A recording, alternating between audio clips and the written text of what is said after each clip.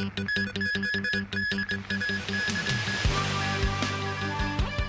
Chief Secretary for Administration calls repeated national anthem blunders in recent rugby matches ridiculous and unbelievable. The first tour group coming to Hong Kong since the relaxation of certain anti-epidemic restrictions.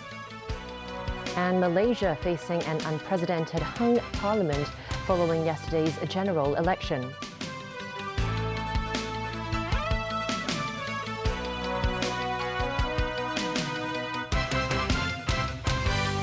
Good evening and welcome to TVB News. Tonight, continuing reverberations of national anthem blunders involving the Hong Kong rugby team at some recent international matches. Chief Secretary for Administration Eric Chan called it ridiculous and unbelievable to have such repeated mistakes. The city's Sports Federation and Olympic Committee is drafting guidelines to designate certain people to follow through flag raising and national anthem matches at sports events.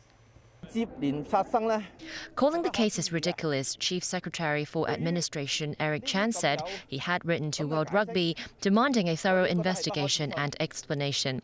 Meanwhile, the Sports Federation and Olympic Committee of Hong Kong, China, is mapping up relevant guidelines. It's also planning to meet with its affiliates later this month to list out who should be in charge of providing the accurate Chinese flag and national anthem to organizations hosting sports events. Vice President of the Federation Pui Kwan Kay said the guidelines will also state that certain individuals have to be present during the matches to see if anything has gone wrong and if so, to immediately rectify the mistake. Pui also said there will be penalties if people fail to follow the guidelines. But authorities have yet to discuss who will be held responsible for follow-up actions if the host refuses to rectify the mistakes or makes mistakes repeatedly. So far, the rugby match between Hong Kong and Tonga in July, during which Glory to Hong Kong was wrongly labelled as the title of the Chinese national anthem, is still available on certain online channels. Wrapping up his 4-day trip in Thailand, Chief Executive John Lee said there was good communication between him and some 30 representatives from the business community.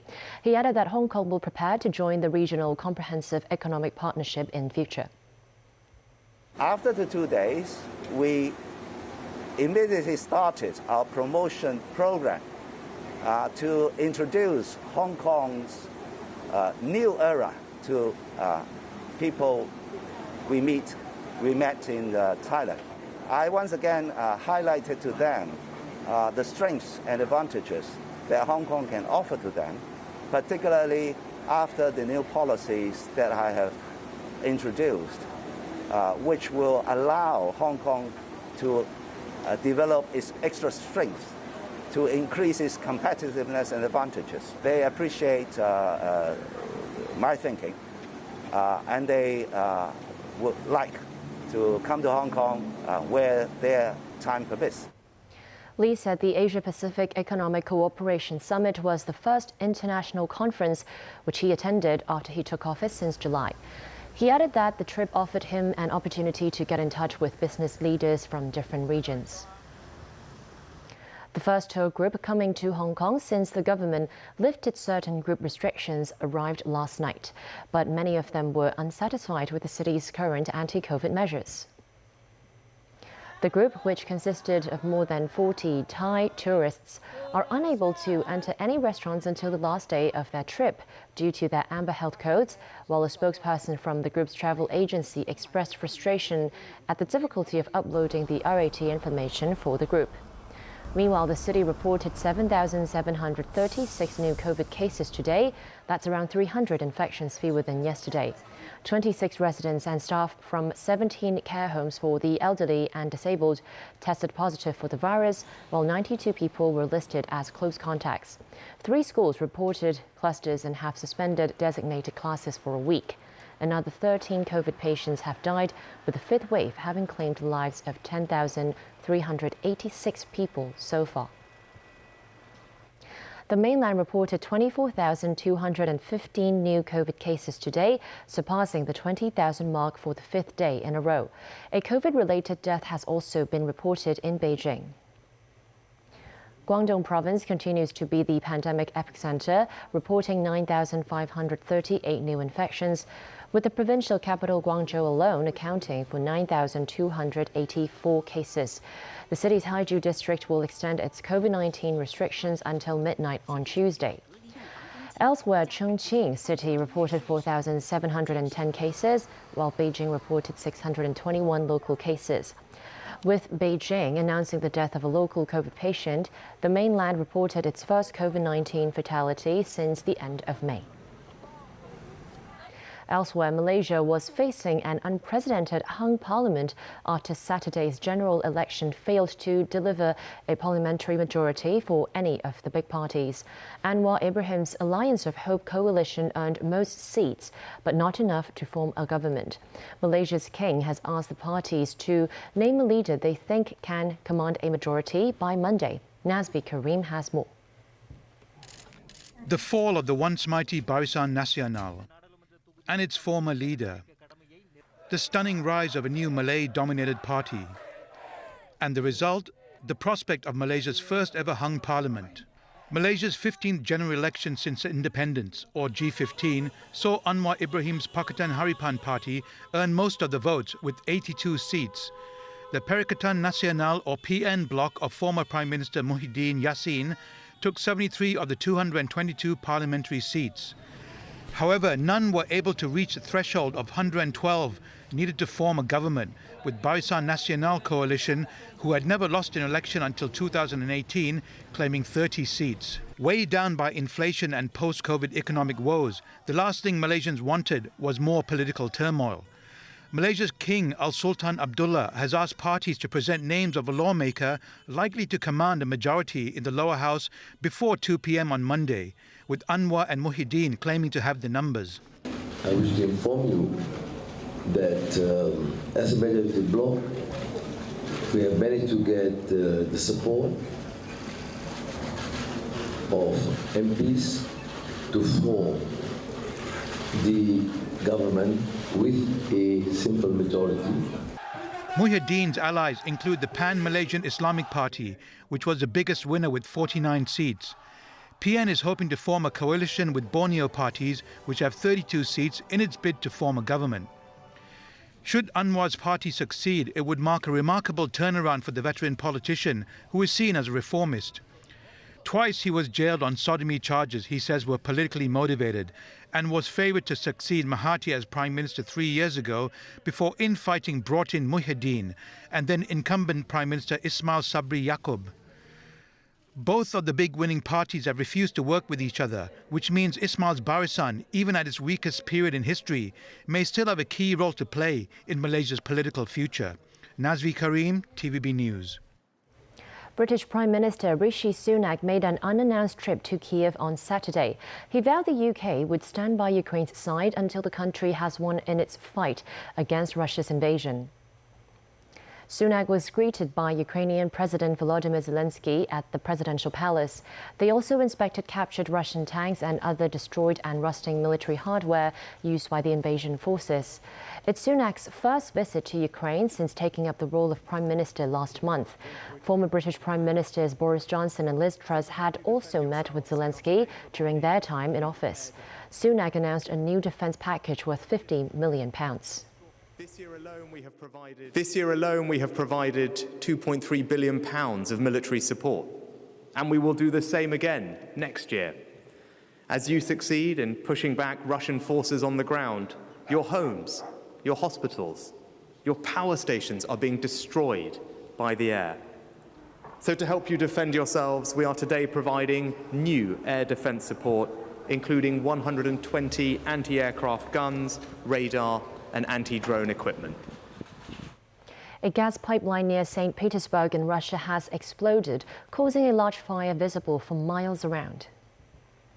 According to the Russian Emergency Ministry, the explosion was not suspicious and was caused by a failure of the pipeline itself. No one was injured. The Leningrad regional governor said a thermal power plant nearby had been switched to fuel oil so that heating supplies would not be disrupted. Firefighters were containing the blaze and there was no threat of it spreading to housing areas. Still ahead on tonight's news. A hard-fought final agreement at the COP27 summit that sets up a fund to help poor countries being battered by climate disasters. The community chess walk for millions in Chengquanou. And racing fans with an amber health code can enter the racecourse from today.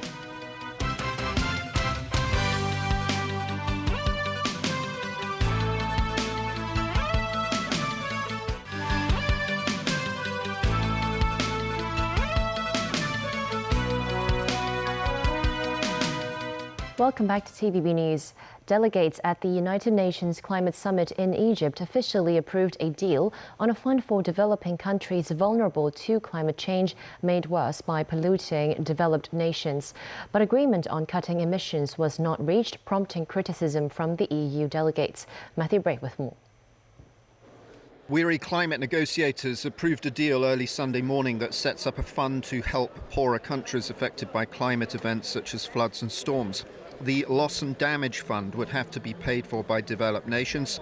I consider the text to be adopted to be a reflection of both a delicate balance that responds to the interests of all of us represented in this conference, and also a manifestation of the highest ambition that can be reached at this point in time on these very important work streams.